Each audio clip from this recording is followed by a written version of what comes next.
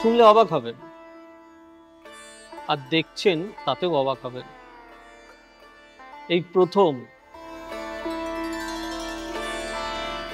হুগলি জেলার শ্রীরামপুরের মাহেশে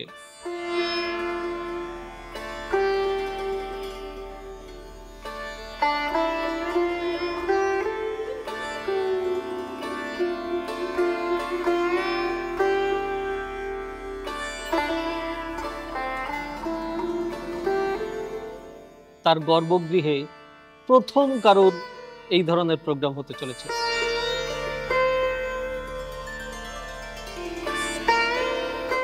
যেখানে প্রভু স্বয়ং প্রতিষ্ঠিত এবং শোনা যায় নাকি প্রভু প্রাণবন্ত এবং জ্যান্ত ভগবান। তার সমস্ত রহস্য আমরা একটা একটা করে জেনে নেব আমাদের সম্মানীয় অতিথি শ্রী পিয়াল অধিকারীর থেকে। তো আগে পিয়াল ভাই, আমি এটা জানতে চাইব যে এই মন্দিরের ইতিহাস কি, কিভাবে এই মন্দির গড়ে উঠল এবং এই মূর্তির বৈশিষ্ট্য এবং ব্যাপ্তি ঠিক কতটা বলে আপনার মনে হয়? জগন্নাথ মহাপ্রভুর ইতিহাস হচ্ছে মাহেশের সর্বজন বিদিত। আজ থেকে 629 বছর পূর্বে সর্বত্যাগী সাধক ছিলেন ধ্রুবানন্দ ব্রহ্মচারী। তিনি সারা ভারত পরিভ্রমণ করে পুরীতে গিয়ে তিনি স্বহস্তে ভোগ নিবেদন করার ইচ্ছা প্রকাশ করলেন। তো যখন তিনি স্বহস্তে প্রভুকে ভোগ নিবেদন করতে গেছিলেন, সেই সময়কার পাণ্ডারা তাকে অপমানিত লাঞ্ছিত করে বার করে দিলেন মন্দির থেকে এবং বললেন, কেয়া গর্বাচীন সন্ন্যাসী, তোমার এত বড় আস্পর্ধা, তুমি প্রভুকে স্বহস্তে ভোগ নিবেদন করতে এসেছো, তুমি বেরিয়ে যাও মন্দির থেকে। তো তিনি তখন মন্দিরের বাইরের বটবৃক্ষের তলে আত্মহত্যা দেবার পরিকল্পনা করলেন। তো জগন্নাথ মহাপ্রভুর সেই সময় ধ্রুবানন্দ ব্রহ্মচারীকে স্বপ্ন দিলেন যে, হে ধ্রুবানন্দ, আত্মহত্যা মহাপাপ, তুমি মাহেশেতে ফিরে যাও। মাহেশেতে ফিরে গিয়ে ভাগীরথীর তীরে এক নিমকাঠ ভেসে পাবে, সেই নিমকাঠ থেকেই তুমি আমার মূর্তি তৈরি করো এবং বঙ্গ দেশে তার নাম প্রচার করো। তো তিনি আর কাল বিলম্ব না করে মুখে জয় জগন্নাথ ধ্বনিতে মুখরিত হয়ে তিনি সেই রাত্রিরেই চললেন মাহেশের অভিমুখে। মাহেশেতে এসে যখন উপস্থিত হলেন, একদিন দেখলেন মুষলধারে বৃষ্টি হচ্ছে, বজ্র বিদ্যুৎ সহ বৃষ্টি হচ্ছে। সেই সময় ভাগীরথীর তীরে তিনি বসে রইলেন যে কখন তার প্রাণের ঠাকুর, প্রেমের ঠাকুর তাকে দেখা দেবেন। তো সেই সময় তিনি দেখলেন বজ্র বিদ্যুতের মধ্যে, আলোর ঝলকানির মধ্যে, আলোর তরঙ্গের মধ্যে এক কাষ্ঠখণ্ড ভেসে আসছে। তো সেই কাষ্ঠখণ্ডকে তিনি বুকে করে নিয়ে এসে তীরে নিয়ে এসে রাখলেন এবং তার পরের দিন প্রত্যুষে এক সূত্রধর এসে উপস্থিত হলেন। সেই সূত্রধর আর কেউ নয়, স্বয়ং বিশ্বকর্মা।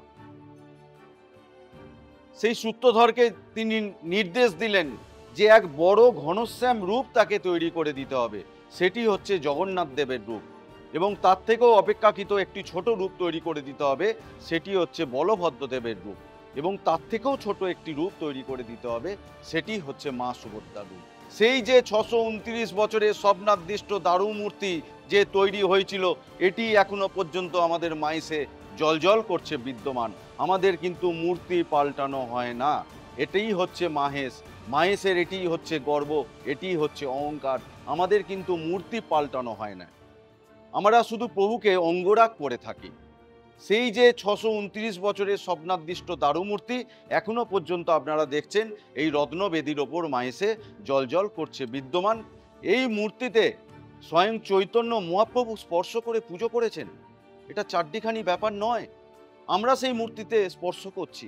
স্বয়ং রামকৃষ্ণ ঠাকুর থেকে আরম্ভ করে মা সারদা, ভক্ত কবি গিরিশচন্দ্র থেকে শুরু করে রবীন্দ্রনাথ ঠাকুর, কে না আসেননি মাহেশে? এত অবতারের পদধূলি পড়েছে।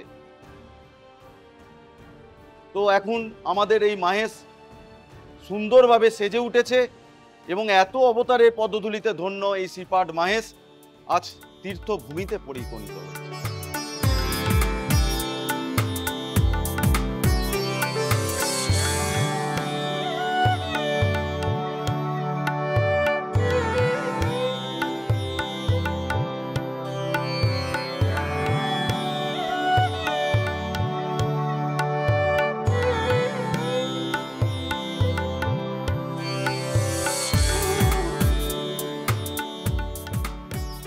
নীলাচলে পুরুষোত্তম জগন্নাথ নাম, সেই নাম প্রকট হয় মাহেশের ধাম। নিত্য পূজা নিত্য ভোগ নিত্য শাস্ত্র পাঠ, ভক্তজনে জানে তাই মাহেশ শ্রীপাঠ।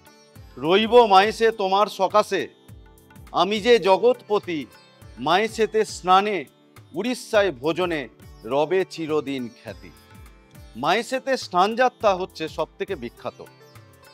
আমরা সকালবেলা 7টার সময় এই মহাপ্রভুকে আমরা গর্ভগৃহ থেকে নিয়ে গিয়ে আমরা স্নান বেদিতে নিয়ে গিয়ে রাখবো এবং সারা দিন ব্যাপী সেই স্নান বেদিতেই মহাপ্রভু থাকবেন এবং আবার আমরা রাত্রির বেলা আমরা মহাপ্রভুকে আবার গর্ভগৃহে নিয়ে এসে রাখবো। তার পরের দিন থেকে মহাপ্রভুর দরজা সম্পূর্ণ বন্ধ হয়ে যায়। ওই সময়টাকে বলা হবে অনবসরকাল। ওই সময় কোনো কোলাহল চলে না, মন্দিরে কোনো কাঁসর ঘন্টা বাজবে না। মহাপ্রভুর উদ্দেশ্যে পুজো হবে। যিনি এই গর্ভগৃহে যিনি ভাস্কর অঙ্গরাগ সাধন করবেন, তিনি খুব পবিত্রভাবে পট্টবস্ত্র পরিধান করে মহাপ্রসাদ সেবন করে মুখে গামছা বেঁধে তিনি আমাদের অঙ্গরাগ সাধন করবেন মহাপ্রভু। এবং আমরা সেই সময় বলা হয় আমাদের যে মহাপ্রভু জ্বর এসেছে, আমরা যদি মাথায় হাত দিই উত্তাপ অনুভব করি। সেই সময় ওনাকে পাঁচন খাওয়ানো হয় এবং যে ভাস্কর যে অঙ্গরাগ সাধন করেন সম্পূর্ণ আমাদের ভেষজ রঙে, যেমন কাঁইবিচি থেকে আটা, কাজল লতা থেকে কালি, কালো ভুসি থেকে কালো রং, সাদা শঙ্খ ঘোষে সাদা রং, পুনম থেকে লাল রং ইত্যাদি এই উপকরণ দিয়ে আমরা মহাপ্রভুকে অঙ্গরাগ সাধন করি। তারপরে আমাদের মহাপ্রভুর যেমন মানব রূপ, আমাদেরও জ্বর যদি সেরে যায় তারপরে আমাদের একটু ভালো খেতে ইচ্ছে করে, মহাপ্রভুকে সেই সময় নবযৌবন উৎসব হয়। এই নবযৌবন বলা হয় নতুন জীবন ফিরে পান। আগেকার দিনে যারা মানে যে সকল ভক্তগণেদের বা যে সকল মানুষদের খুব কঠোর ব্যাধি হতো, সেই সময় তো অত আমাদের এখনকার মতন তো অত ওষুধপত্র ছিল না, তো সেই সময় সমস্ত পত্র খাওয়ানো হতো। তো ঠিক সেই রকমই মহাপ্রভুকে খাওয়ানোর পর মহাপ্রভু নবযৌবন ফিরে পেলেন, মহাপ্রভুর দরজা সম্পূর্ণভাবে খুলে দেওয়া হয়। ওই সময় আমাদের হোম যাগযজ্ঞের মাধ্যমে অভিষেক, প্রাণ প্রতিষ্ঠা, চক্ষুদান হয়। ওই সময় আমরা রাজবেশে মহাপ্রভুকে সাজাই, স্বর্ণালঙ্কারে ভূষিত করি, পুষ্পমাল্যে ভূষিত করি। ঐতিহাসিক শ্রীপাঠ মাহেশের রথযাত্রা উৎসব।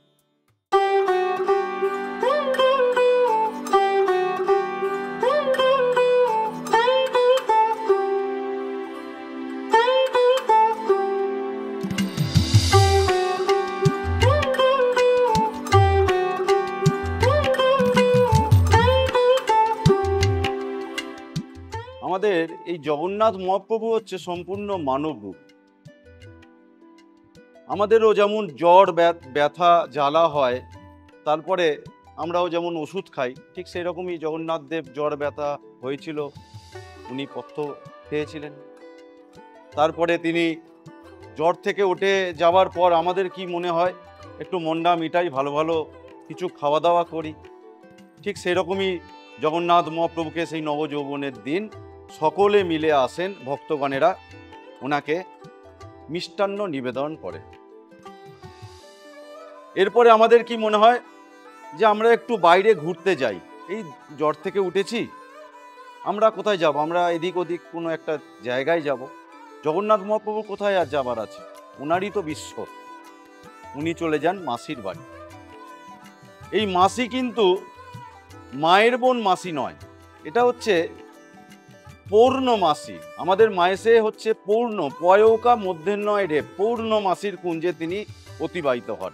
এর একটা গল্প আছে। শ্রীকৃষ্ণ যখন বৃন্দাবন থেকে মথুরায় চলে গেছিলেন, সেই সময় তার সাথে বিভিন্ন গোপিনীরা গেছিলেন, কিন্তু সেই সময় গোপিনীরা তাকে রাজাভাবে দেখতে চায়নি, কারণ তিনি তার প্রিয় সখাকে তাদের মতন করে চেয়েছিলেন। তখন সেই গোপিনীরা ব্যর্থ মনোরথ হয়ে আবার বৃন্দাবনে ফিরে এসেছিলেন।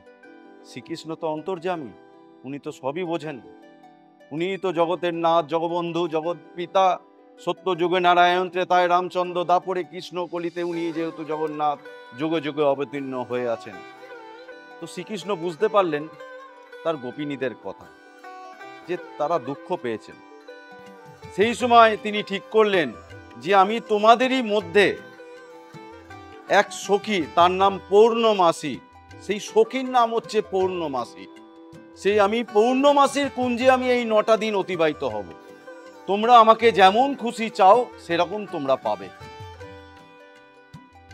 তো সেই হিসাব থেকেই যে রথযাত্রা, এই যে 9টা দিন যে তিনি মাসির বাড়ি যান, এটা পৌর্ণমাসীর কুঞ্জে তিনি অতিবাহিত হন।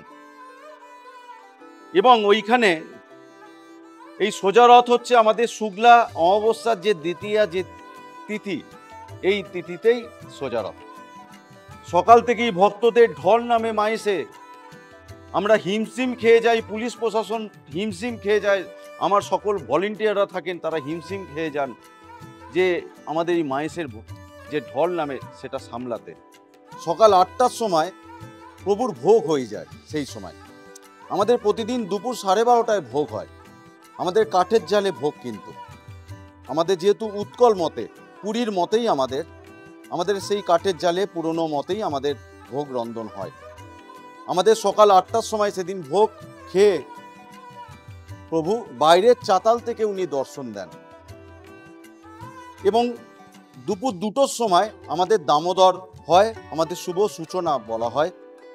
আমরা বিভিন্ন ভক্তগণদের হাতে সেই প্রথম ওঠে নারায়ণশিলা, তারপরে ওঠে মা সুভদ্রা, তারপরে নিয়ে যাওয়া হয় বলভদ্রদেবকে, এবং তারপরে নিয়ে যাওয়া হয় জগতের নাথ, জগতের পিতা, পরম পিতা জগন্নাথ দেবকে। আমরা সেই চিরাচরিত প্রথা অনুযায়ী লেপ কম্বল মুড়ি দিয়ে আমরা তুলি, এবং সেই দড়ি বেঁধে আমাদের রথে তুলতে হয়। এই যে আমরা যে রথে যে তুলি, আমাদের একদম যে 50 ফুট যে আমাদের রথ আছে, মাইসের রথ তো সর্বজন বিদিত, নতুনভাবে বলার কিছু নেই।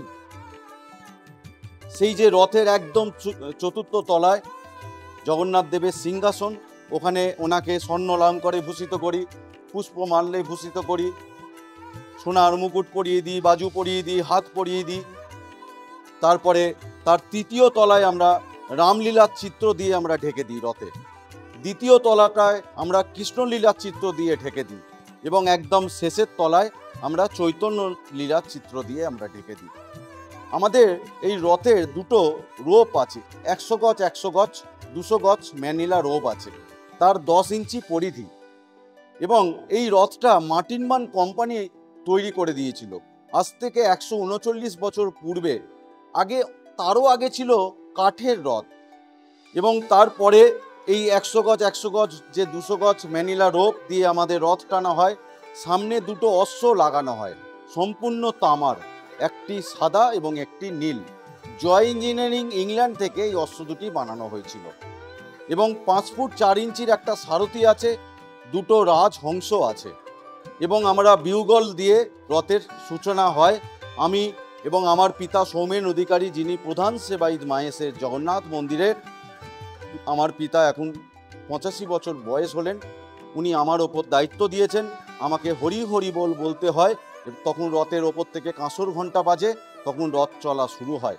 এবং দেখবেন আপনারা দেখবেন যে মায়েসে গুলির শব্দ পাওয়া যায়, কারণ আমাদের সেই চিরাচরিত্র প্রথা অনুযায়ী রথ যখন শেষ হয় আমাদের হুইসেল বাজে, আর 2 সাইড থেকে পুলিশ প্রশাসন থেকে ফায়ারিং করা হয়, স্কাই ফায়ারিং হয়, যাতে ভেতরে আমাদের যেহেতু ব্রেক নেই, তাই জন্য আমরা 50 ফুট একটা লম্বা কাঠের দণ্ড বিম আছে, সেই বিমটাকে আমরা চাকার তলায় ফেলে দিই। এবং আমাদের যেহেতু স্টিয়ারিং নেই, তাই জন্য ডান দিক বাঁ দিক করবার জন্য ঝামা ইট ব্যবহৃত করতে হয়। আমাদের 12টা বড় বড় লোহার চাকা আছে, তার 1 ফুট বেড, সেই চাকার তলায় আমরা সেই ঝামা ইট ব্যবহার করে ডান দিক এবং বাঁ দিক করি। এইভাবেই আমরা প্রভুকে নিয়ে যাই রথের দিন মাসির বাড়িতে।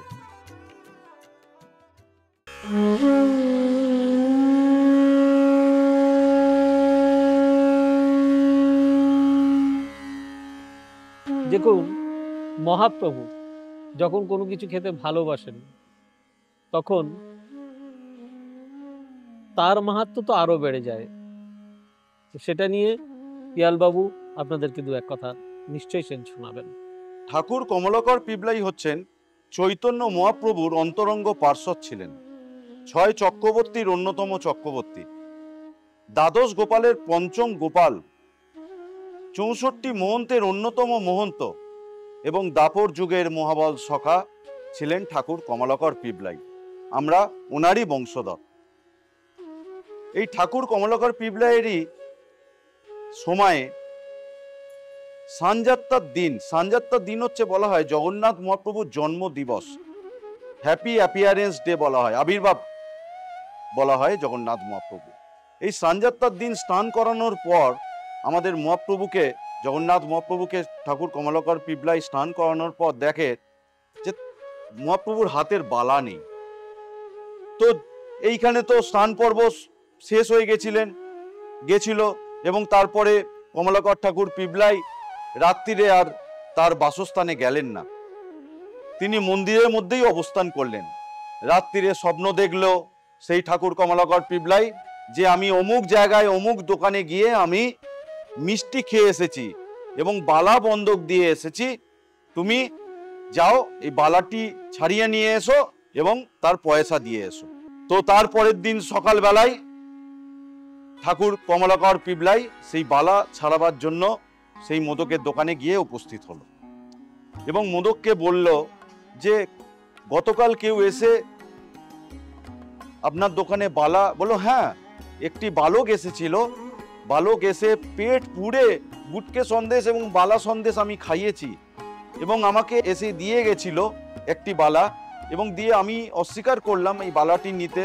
বলল না, আমি কারুর কাছে ঋণী হয়ে থাকতে পারবো না। তো বালাটি আমাকে নিতে বাধ্য করলো, বলল একটু দাঁড়ান আমি সেই বালাটি নিয়ে আসছি।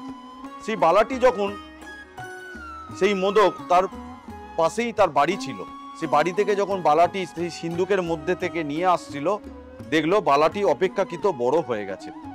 সেই বালাটি যখন এসে দেখালো সেই ঠাকুর কমলাকর পিবলাইকে এবং কমলাকর পিবলাই সেটি চিহ্নিত করলেন এবং বললেন হ্যাঁ এই বালাটি প্রভুর বালা। তখন ঠাকুর কমলাকর পিবলাই সেই মোদককেই আলিঙ্গন করলেন এবং নত মস্তকে তাকে দণ্ডবত প্রণাম করলেন, বললেন আপনি আমার সাক্ষাৎ জগন্নাথ দেব আপনার হাত থেকেই গুটকে সন্দেশ এবং বালা সন্দেশ গ্রহণ করেছিলেন। তো এই হচ্ছে তার ইতিহাস। তো তারপর থেকেই এই মাহেশে যারা যারা জগন্নাথ মহাপ্রভুকে পুজো দিতে আসেন, যে সকল ভক্তগণেরা, তারা আমাদের নিকটবর্তী সকল যে মিষ্টান্ন দোকান আছে সেই দোকান থেকে বালা সন্দেশ এবং গুটকে সন্দেশ তারা নিয়ে আসেন। সকলে খুব ভালো থাকুন, সুস্থ থাকুন, দেখা হবে আগামী পর্বে। জয় জগন্নাথ। জয় জগন্নাথ।